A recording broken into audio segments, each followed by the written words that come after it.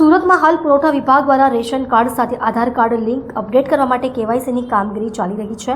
જો કે આ કામગીરી ગોકળગાયની ગતિએ ધીમી ચાલી રહી છે, જેથી ઘણા ગરીબ લોકો પોતાને મળતા લાભથી વંચિત રહે તેવી સ્થિતિનું નિર્માણ થયું છે।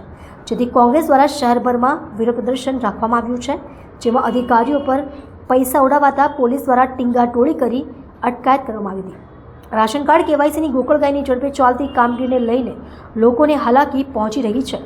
અમરોલી વિસ્તારમાં કોંગ્રેસના નેતાઓ સહિતના કાર્યકરોએ વિરોધ નોંધાવ્યો હતો। બેનરો અને સૂત્રોચ્ચારો સાથે વિરોધ કરાયો હતો। વિરોધ કરી રહેલા લોકોની પોલીસે અટકાયત કરી હતી। અધિકારીઓ પર પૈસા ઉડાવી વિરોધ કરાયો હતો, જેથી પોલીસે વિરોધ કરનારાની ટીંગાટોળી કરીને અટકાયત કરી હતી। આજ રોજ સુરત શહેર કોંગ્રેસ સમિતિ દ્વારા સુરત શહેરના 10 પુરવઠા કચેરી આવેલી છે કે જ્યાં રાશન કાર્ડ માટે કેવાયસીની કામગીરી ચાલી રહી છે।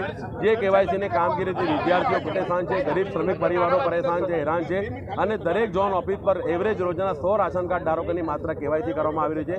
એ મુજબ આજ રોજ લિંબાયત ઝોન કચેરી પુરવઠા ઝોન કચેરી જે છે ત્યાં કોંગ્રેસના લિંબાયત વિસ્તારના તમામ કોંગ્રેસના આગેવાનો અશોકભાઈ પીપલે, યુથ કોંગ્રેસના પ્રમુખ અમારા મેહુલભાઈ દેસાઈ અને મકસૂદ મિર્ઝા સહિત જાકીર શાહ કે શકીલ મામુ, કેસરભાઈ બધા જ આગેવાનો ખૂબ મોટી સંખ્યામાં અહીંયા ઉપસ્થિત રહ્યા છે।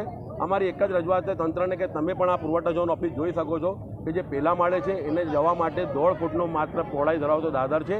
એ જ દાદર પર મહિલા અને પુરુષ બંને લાઇનમાં છે। જ્યારે કોઈ પુરુષ ઉપરથી ઉતરે છે તો સ્વાભાવિક છે કે મહિલાને